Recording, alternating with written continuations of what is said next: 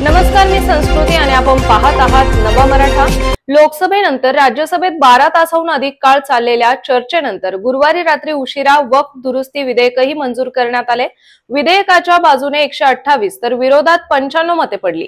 याआधी बुधवारी लोकसभेत 12 तासांच्या चर्चेनंतर हे विधेयक मंजूर झाले। आता हे विधेयक राष्ट्रपतींकडे मंजुरीसाठी पाठवले जाईल। त्यांची मान्यता मिळाल्यानंतर त्याचे कायद्यात रूपांतर होईल। लोकसभेत 288 खासदारांनी वक्फ दुरुस्ती विधेयकाच्या बाजूने मतदान केले। विधेयकावरील चर्चेदरम्यान बिजू जनता दलाने आपल्या खासदारांसाठी व्हीप जारी केला नाही। पक्षाने म्हटले होते की खासदारांनी त्यांच्या विवेकाचे ऐकावे आणि वक्फ विधेयकावर निर्णय घ्यावा।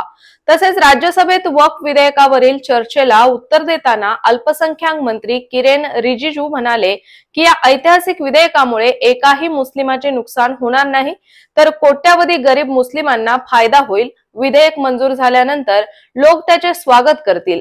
यावेळी रिजिजू यांनी विरोधकांवर हल्लाबोल केला की मुस्लिमांना घाबरवणारे तुम्हीच आहात, आम्हाला नाही। त्यांना मुख्य प्रवाहातून बाहेर ढकलण्याचा प्रयत्न केला जात आहे।